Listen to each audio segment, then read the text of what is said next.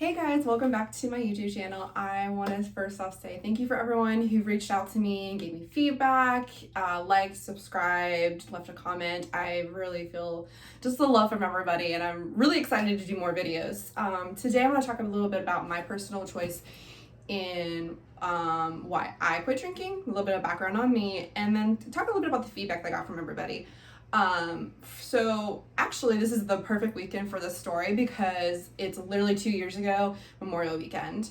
At this point in my life, I had just broken up with my boyfriend. It was a bad breakup and it had to do with drinking, like 100%. Like every problem that we had and the reason that we ended things had to go back to alcohol, with me abusing it, being out all night, not coming home, not telling him where I was. It was a really ugly experience. And at that point in time, I really look back and see how selfish I was, because in that mindset, all I cared about was drinking. It was the most important thing. That's all I wanted to do. And so then, that was in April, I think. And so the next month, of course, what I'm going to do is I'm going to drink, because that's how I don't know. It's just how people, maybe it's just me. I don't know. You guys can tell me, if I'm the only, you break up, you go through, you have a bad day at work, you go and drink. And that's just how I've always done things. And I think I've seen people around me, that's how they do things. Maybe we're odd, I don't know. But so that next month I just kind of kept drinking and drinking. And this particular weekend I had a bachelorette party in Cincinnati, and I went and I ended up giving myself, I bumped my head on a TV, the corner of a TV in the house that we were staying at, and I cut my head. I was actually put my hand in my head, blood is gushing from my head. I probably should have gone to the hospital, but nothing needs stitched up. It just kind of hurt really bad. And I got to stop blood to stop bleeding, but I definitely had a concussion, 100%. And the smart thing would have been, I probably have a concussion. I should probably not drink. It's unsafe. The last thing, you definitely don't want to sleep on a concussion. Definitely don't want to drink alcohol. But I was like, no, I'm here to have fun. I want to party. This is my weekend to hang out. And I continued to drink that weekend. And it wasn't like I was just drinking beer. I was doing shots and all that. And I went throughout the night, felt fine. But that next morning I woke up and I was just violently throwing up. And my tolerance back then was pretty good. So I hadn't drank to the point where I should have been puking it this much. And it wasn't even something that was in my stomach. It was just I had a pounding headache and I just could not stop throwing up. There was literally nothing left in my body, and I was still just it was a disgusting dry heaving. And the next day I'm just thinking, I'm oh my God, alcohol was so important to me that I risked my life to continue to drink. That's how important it was to me. And it was kind of eye-opening to me. And there's, you have a lot of moments in life that are oh, I probably should have saw this coming. But that for me was part of it. And I was in a really ugly place because the relationship that I lost was really important to me. And I think I realized how bad I hurt that person. And it was just very hard. And and he always said you don't need alcohol to fix things. You're just making things worse. And I didn't ever wanted to listen to him. And other people had said that to me too.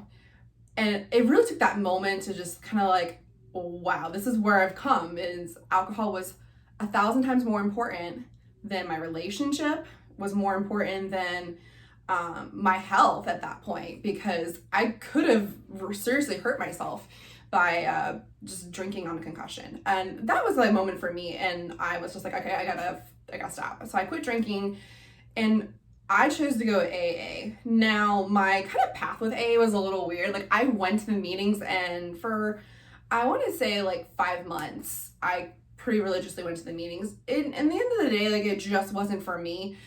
I felt my community that kept me sober was my family. It was the relationship that I had lost. We got back together, and now we have a beautiful little girl. And it was, that to me, that's my AA. That is my version of, this is what keeps me. I have my daughter, my boyfriend, even my family. I want to be healthy and happy for them. So that was for me my decision to stay sober. And it was really funny because anyone who is feeling like they, you know, they're at the point in their lives where they just don't know where to go. You know, they're like, well, maybe AA isn't for me, or, you know, I use this as a tool. It got me where I was, and once I kind of felt like I no longer needed, I took the training wheels off and I kind of went on my own. But anyone else out there who's just struggling with alcohol or any kind of, you know, narcotics or anything like that, was any kind of addiction, my advice to you, and it's one thing I honestly hated hearing this in the meetings, because when I was going to the meetings the first couple of weeks, I was just not in a good place. I hated life. I hated everyone. I hated my job. I was just crying all the time. And one of the things that they said in the meeting that really stuck with me to this day is that it will get better. You're going to look back at this in 2 months and your life is going to be completely changed. And they kept talking almost about this like magical sober pill, almost, as what they called it. Like, you're going to be sober and you're just going to not recognize what your life was. And I just would get so angry because I was, like I said, I was in an ugly place. I was just like, no, I want things to be good now. And it doesn't work that way. So looking back on it now, though, they were 100% right. Kind of going to the feedback that I got from some people who, you know, there were some people who were in, you know, AA. I had another mom that she said when she got pregnant, she stopped drinking to get pregnant, but she just felt like even afterwards how like much better she felt. And she was like, well, I'm just gonna keep going. And you feel healthy.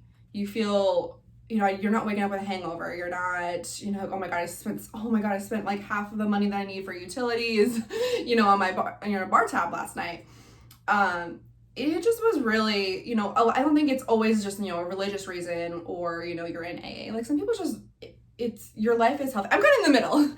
You know, for me, it was like I wasn't 100% like, I did need the AA. It helped me, but for me, I'm also like, it's a healthy lifestyle. I think I could have a drink or two, or, you know, go back to drinking and be fine. Because now I know, like, my problem with it is like I'd take it 2 steps farther. You know, like, okay, like I need to stop here, and I kind of know my boundaries now. But for me, it's just like, why? Like, you know, you have that beer, and then you feel awful the next day, and it's just like, I wake up and I feel great, and I remember my night, and I don't spend like $80 on drinks.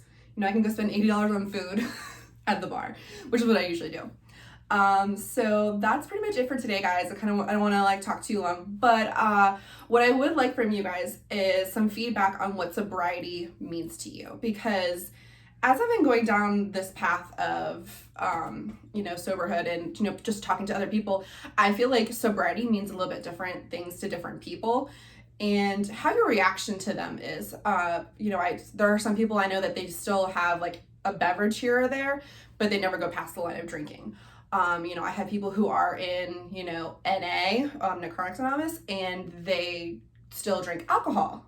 So they're not necessarily living a sober lifestyle, they're just, you know, avoiding it. And, you know, honestly, it's the big joke about people in AA, they smoke cigarettes and they, you know, drink a bunch of coffee. So sometimes you're just replacing one addiction for another. But, you know, what does sobriety mean to you? And then does it bother you when people who say they're sober do have a drink here or there? So I kind of wanted your feedback on, like, you know, again, what does sobriety mean to you guys? All right. Well, thank you so much for watching my video. Have a great Memorial weekend, guys, and have a great night.